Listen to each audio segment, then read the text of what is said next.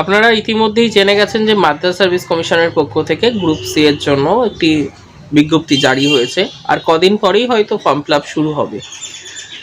তো মাদ্রাসা service commission সম্পর্কে আমি একটুখানি বলি। এই মাদ্রাসা সার্ভিস কমিশন কিন্তু কুইক পরীক্ষা নেয় এবং রেজাল্টও খুব তাড়াতাড়ি বার করে। বিগত বছরগুলোর রেকর্ড কিন্তু তাই বলছে, এবং পরীক্ষা কিন্তু ফ্রেশভাবেই হয়, মানে কোনো রকম জালিয়াতি বা জোচ্চুরি এরকম খবর কিন্তু মাদ্রাসা সার্ভিস কমিশনে অন্তত শোনা যায় না।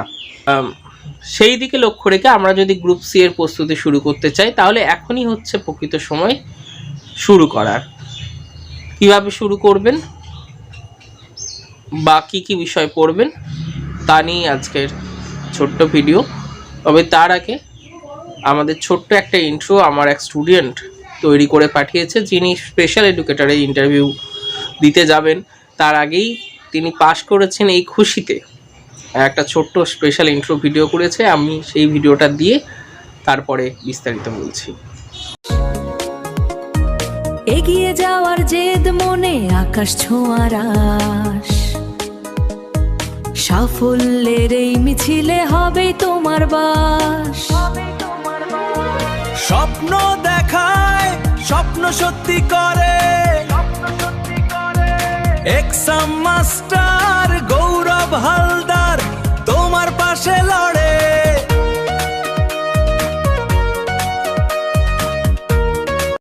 তো ইন্ট্রোর পরে আমরা ফিরে এলাম। ইন্ট্রোটা আমার একটা স্টুডেন্ট করেছে, তার উৎসাহ দেওয়ার জন্যই তাকে মূলত আমি এই ইন্ট্রোটা প্লে করলাম আপনাদের সামনে।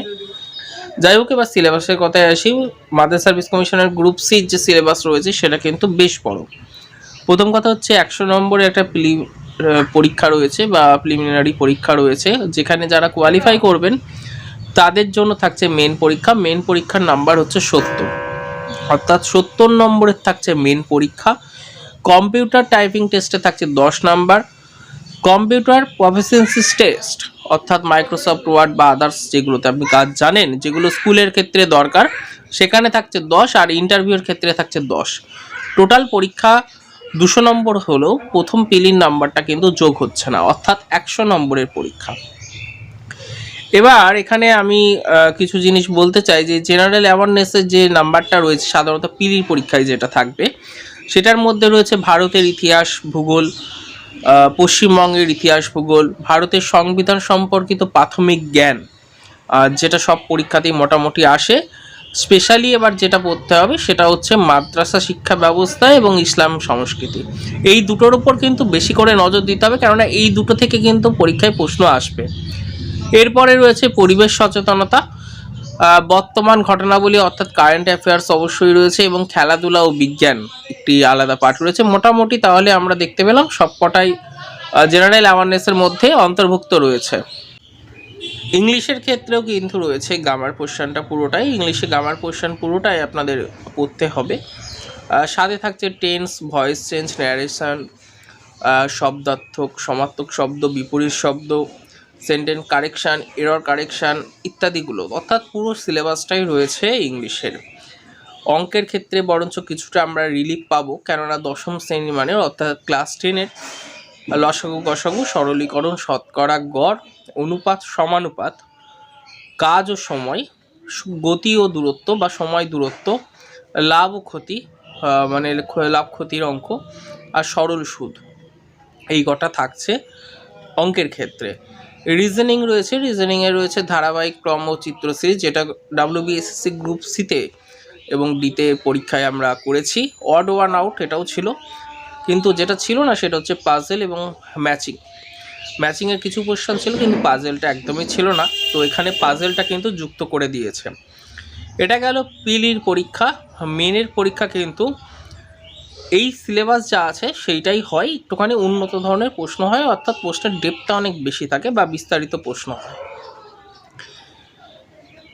এই পর্যন্ত মোটামুটি শুনে মনে হচ্ছে সিলেবাসটা অনেক বড়, সত্যি অনেক বড়। তবে যারা এখনও প্রিপারেশান নেওয়া শুরু করেননি তাদের উদ্দেশ্যে বলবো আর কিন্তু দেরি করা উচিত নয়, কেননা পরীক্ষা তো খুব কম আসে সাধারণতভাবে, আর এই সুযোগটাকে কিন্তু কাজে লাগাতে হবে, কেননা ভ্যাকেন্সি কিন্তু অনেকটাই বেশি এবার। কারণ বেশ কয়েক বছর পরে এই পরীক্ষাটা হচ্ছে, সেহেতু ভ্যাকেন্সি অনেকটাই বেশি এবং কঠিন ফাইটের মধ্যে দিয়ে আপনাদের যেতে হবে, প্রতিযোগিতা অনেক বেশি। সাজেস্টিভ প্রথমে পড়ে নিতে হবে, কেন সাজেস্টিভ ছাড়া এই শর্ট টাইমের মধ্যে আমার মনে হয় না খুব বেশি আপনারা সাফল্যতা পাবেন বা সফল হতে পারবেন। আমার যেটা বর্তমানে মনে হচ্ছে যে এই পরীক্ষাটা 2026 সালেই নভেম্বর ডিসেম্বরের মধ্যে কমপ্লিট হয়ে যাবে। তো সেই দিকে যদি যায় তাহলে হাতে আর 5 মাস কি 6 মাস সময় আছে। ধারাবাহিক রুটিনের সঙ্গে সঙ্গে দরকার ধারাবাহিক প্রস্তুতি এবং উন্নত মানের স্টাডি মেটেরিয়াল। আগে স্টাডি মেটেরিয়াল পড়লে কিন্তু এখন আর হবে না, তার উদাহরণ আপনারা দেখে নিয়েছেন স্পেশাল এডুকেশন পোস্টে, সেখানে কিন্তু আর হবে না। এখন একটুখানি ছক ভাঙা পড়তে হবে আর একটু সাজেস্টিভ পড়তে হবে। এবার যারা ভাবছেন যে স্যার আমরা কোথায় পড়বো বা পড়তে অনেক খরচ, তাদের বলবো যে পড়তে বেশি খরচ হয় না, যে কোনো সেন্টারেই আপনি 1000 টাকার মধ্যে মান্থলি ফিসে আপনি ভর্তি হতে পারেন। আমাদের সেন্টারের ফিসটা আরও কম, অর্ধেক প্রায় বললেই চলে। তো সেখানেও আপনারা অ্যাডমিশন নিতে পারেন। এবং আমাদের সেন্টারে একটা বিশেষত্ব রয়েছে, আমরা কিন্তু প্রিন্টেড বই প্রোভাইড করি, অর্থাৎ ছাপা বই আমরা আপনাদের বাড়িতে পাঠাই। সাথে থাকে আমাদের একটি ওয়েবসাইট, যেখানে আপনারা যা ক্লাস হয়েছে সেটা রেকর্ডিং দেখতে পাবেন এবং লাইভ ক্লাসে তো সুবিধা থাকছেই। আর প্রত্যেকটা ব্যাচে কিন্তু আমার স্টুডেন্ট থাকে 15 থেকে 20 জন। 20 জনের বেশি আমি সাধারণত নিই না, অ্যাকচুয়াল 15 জনের বেশি আমি নিই না কোনো ব্যাচের স্টুডেন্ট। তাতে কী হয়, 1-to-1 কথা বলার সুযোগ থাকে, সেই সুবিধাটা রয়েছে। আর প্রচুর পরিমাণে মক টেস্ট কিন্তু আমাদের সেন্টারে রয়েছে। তাই যারা মক টেস্ট দিয়ে মনে করছেন নিজেদের ইমপ্রুভমেন্টের জায়গা রয়েছে, তারা কিন্তু অবশ্যই যোগাযোগ করতে পারেন। আমাদের নতুন ব্যাচের ক্লাস শুরু হচ্ছে 1 এপ্রিল 2026 থেকে ওয়েস্ট বেঙ্গল মাদ্রাসা সার্ভিস কমিশনের গ্রুপ সি এর জন্য। এই কোর্সের মেয়াদ হচ্ছে 6 মাস, অর্থাৎ 6 মাস ধরে আপনাকে শেখানো হবে। তার পরবর্তী যদি পরীক্ষা না হয়, ক্লাস কন্টিনিউ চলবে, কিন্তু সেই ক্লাসের পরিমাণটা কমে যাবে। তখন মূলত মক টেস্ট আর যে জায়গাগুলো ঘাটতি রয়ে গেছে সেগুলোই আমরা প্রোভাইড করব। তার জন্য কিন্তু এক্সট্রা কোনো ফিস নেই। আবারও বলছি, এক্সট্রা কোনো ফিস নেই। যদি 6 মাসের জায়গায় 8 মাসে গিয়ে পরীক্ষা হয়, আপনাদের কিন্তু এক্সট্রা করে ফিস দিতে হচ্ছে না। ক্লাস আমরা সিলেবাসটা কমপ্লিট করার পর পুরোটাই মক টেস্টের মধ্যে আপনাদের রাখবো, যাতে আপনাদের সুবিধা হয়। আর রেটটা আগেই বলে দিলাম, অন্যান্য সেন্টারের মতো নয়। আমরা যা বললাম আপনাদের, অন্যান্য সেন্টার হয়তো 1000-1200 টাকা নিচ্ছে, আমরা তার অর্ধেকই প্রায় কোচিংটা দিয়ে থাকি। এবার বিষয় হচ্ছে, এতগুলো বিষয় জানার পরে আপনারা কি সকলেই ফর্ম ফিল আপের যোগ্য? উত্তর হচ্ছে হ্যাঁ, মোটামুটি ফর্ম ফিল আপের আপনারা সবাই যোগ্য। কেননা এই যে সিলেবাসটা আমি এতক্ষণ ধরে বললাম মাদ্রাসা সার্ভিস কমিশনের, সেখানে কিন্তু অনলাইনে অ্যাপ্লিকেশান যখন হবে তখন দেখবেন যে জেনারেল ক্যান্ডিডেটের বয়স সীমা রয়েছে 18 থেকে 40 পর্যন্ত, এসসির ক্ষেত্রে 45, ওবিসির ক্ষেত্রে 43, তো বয়সের ছাড় আছে। আমার মনে হয় এখানে এই এজের মধ্যে যারা রয়েছেন তারা সকলেই এলিজেবল এবং পরীক্ষা দিতে পারবেন। আরেকবার বলেছি, জেনারেল ক্যান্ডিডেটের সম্ভবত বয়স, সম্ভবত শব্দটা ব্যবহার করছি, সম্ভবত বয়স হচ্ছে 18 থেকে 40-এর মধ্যে। ওবিসি যারা রয়েছেন তাদের হচ্ছে 43 বছর, আর এসসি হলে 45 বছর সম্ভবত বয়সসীমা হবে। তাই যারা এই বয়সের মধ্যে পড়ছেন, আমার মনে হয় আর সময় নষ্ট না করে শুরু করে দিন। সিলেবাসটা শুনতে অল্প লাগলেও সিলেবাসটা কিন্তু বৃহৎ বড়, আপনারাও সেটা বুঝতে পারছেন। স্ক্রিনের পাশে নাম্বার চলছে এখানে, তো সেখানে আপনারা যোগাযোগ করুন।